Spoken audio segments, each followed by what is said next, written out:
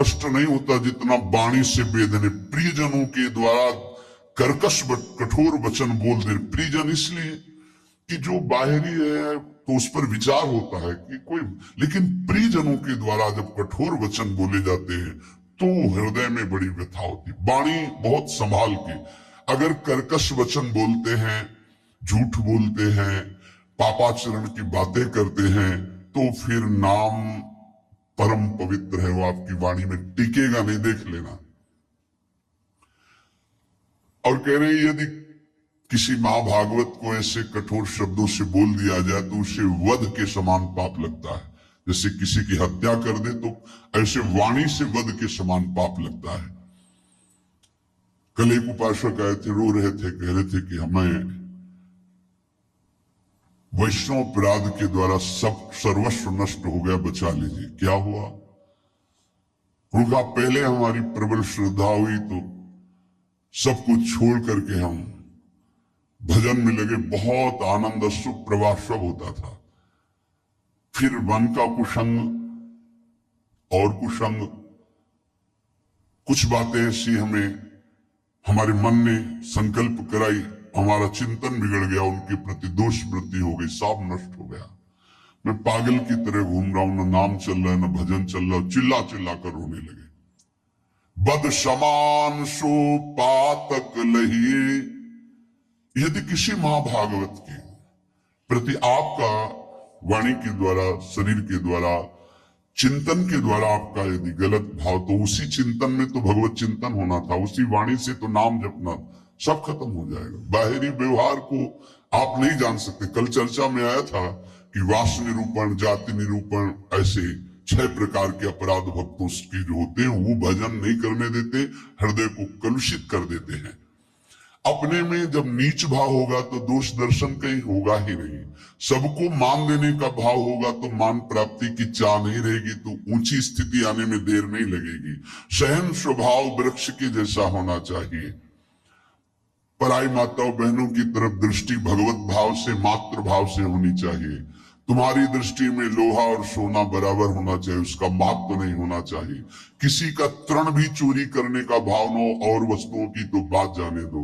अपने हृदय में सदैव व्यवहार रखें, आत्मना प्रतिकूलानी परेशान न समाचार। जो तुम्हें अच्छा नहीं लगता वो दूसरे के साथ बर्ताव ना करे, तो तुम्हारे हृदय में जो नाम है वो अपना प्रभाव दिखाएगा।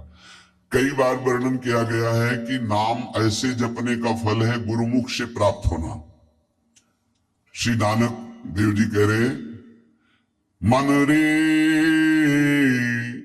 राम भगति चितु लाइए, गुरुमुख होए नाम जपू हृदय, सहज सेति धरि जाइए।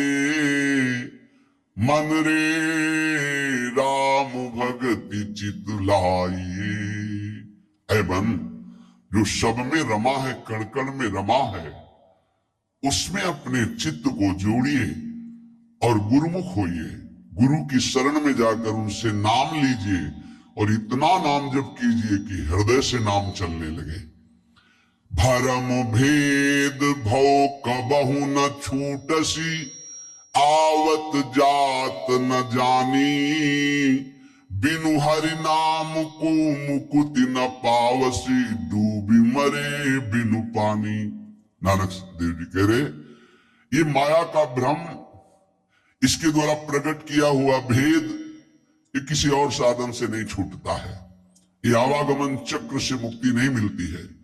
जो निरंतर नाम जपना स्वीकार कर लिया, वही इस माया चक्र से मुक्त हो जाता है। नहीं तो बिना पानी के डूब के मर गए। माया ने बिना पानी के डुबा के मार दिया। बिनु हरि नाम को मुकुति न पावसी, डूबी मरे बिनु पानी। धंधा करत सगल पति खोवसी, भरम न मिटसी गंवारा, बिनु गुरु शब्द मुकुत नहीं कवही, अंधले धंधु पसारा।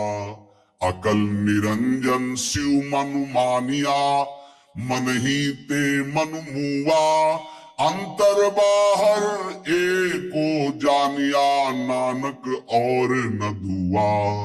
आहा।